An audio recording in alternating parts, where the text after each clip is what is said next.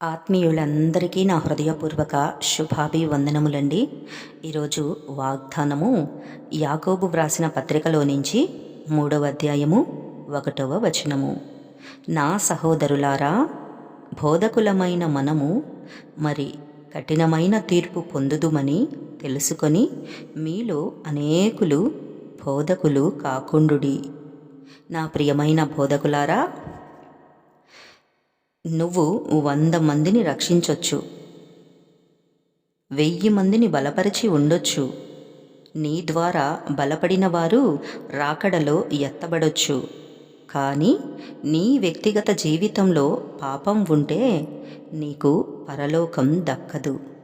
విశ్వాసులకి కఠిన తీర్పు, సేవకులకి సాధారణ తీర్పు ఉండవు. ఎవరు చేసినా పాపం పాపమే.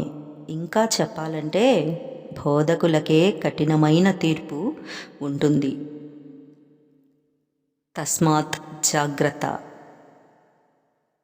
ఆమేన్, ఆమేన్, ఆమేన్.